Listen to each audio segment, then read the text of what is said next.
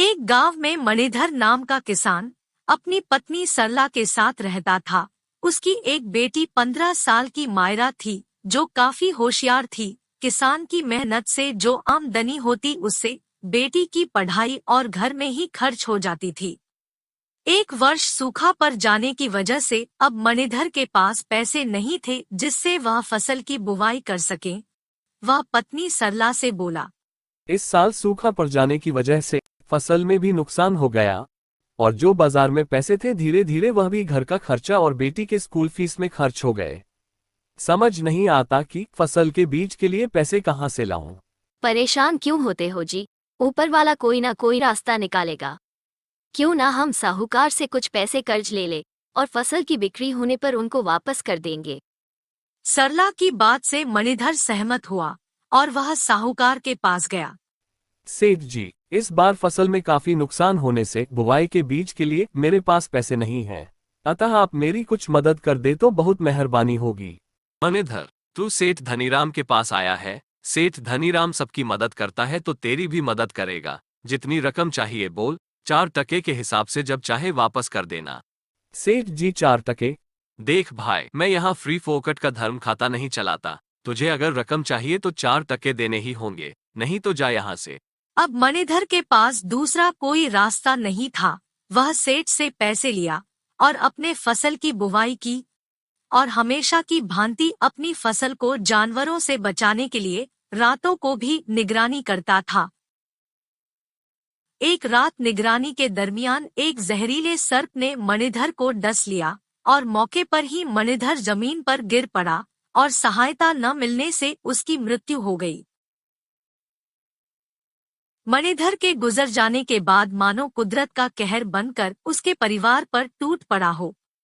बेटी मायरा और सरला दोनों बहुत दुखी और उदास रहने लगे और उधर खेतों की समय पर देखरेख न होने से इस वर्ष की फसल भी बर्बाद हो गई।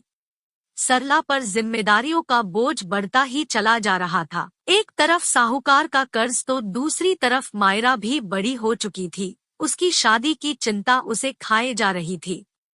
ऐसे ही समय बीतता गया। एक दिन साहूकार आया और बोला, आज पूरे 2 साल हो गए पैसे उधार लिए हुए, अब तक तुम लोगों ने एक पाए भी वापस नहीं किया। अब तो मुझे मेरे पैसे चाहिए।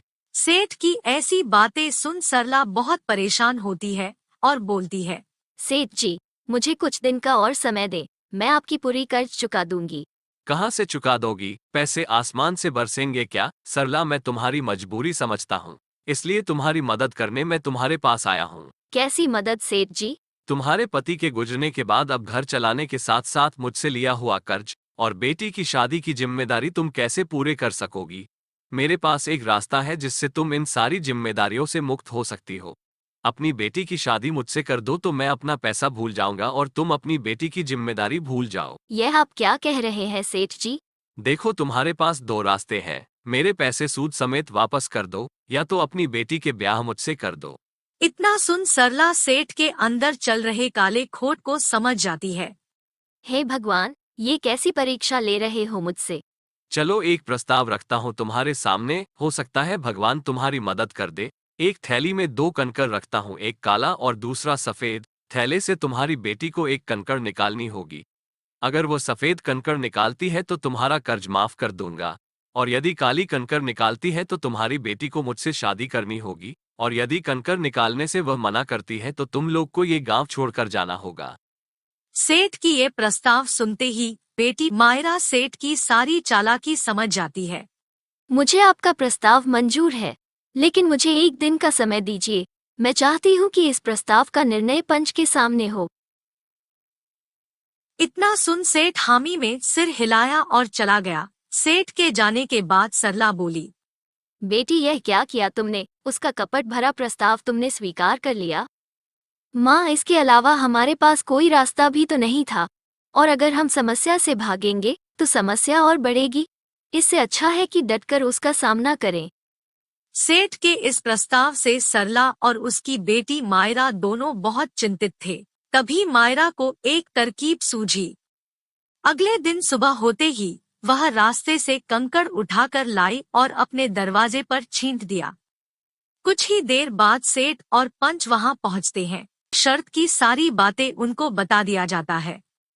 सेठ पंच के आंख में धूल झोंकते हुए 2 कंकड़ नीचे से उठाया और थैली में डाल दिया, फिर बोला, इस थैली में एक सफेद कंकर और दूसरा काला कंकर है। अब इसमें हाथ डालकर एक कंकर चुनो। अगर सफेद निकली तो तुम लोग कर्ज मुक्त हो जाओगी, यदि काली निकली तो मुझसे शादी करनी होगी। सेठ पंच के आंख में तो धूल झोंक दिया, परंतु मायरा ने उसे दोनों काले कंकर उठाते देख लिया था। लेकिन अब शर्त के मुताबिक कंकर निकालने से वह मना भी नहीं कर सकती थी। उसने थैले में हाथ डाली और एक कंकर चुना तथा थैले से हाथ निकालते ही उसने निकाला हुआ कंकर जमीन पर गिरा दी। जमीन पर कंकर गिरते ही बाकी सब कंकरों में निकाला हुआ कंकर भी मिल गया। ओह, मेरे हाथ से कंकर फिसलकर नीचे गिर गया, लेकिन अभी भी कोई बात नहीं बिगड़ी है। अभी भी थैले में एक कंकर है जो मैंने नहीं चुना। उससे हम पता कर सकते हैं कि मैंने कौन सा कंकर निकाला था। अब पंच के सामने थैले से दूसरा कंकड़ निकाला गया तो वह काला कंकड़ बचा हुआ था। पंच के समक्ष ऐसा माना गया कि लड़की ने सफेद कंकड़ का चुनाव किया था।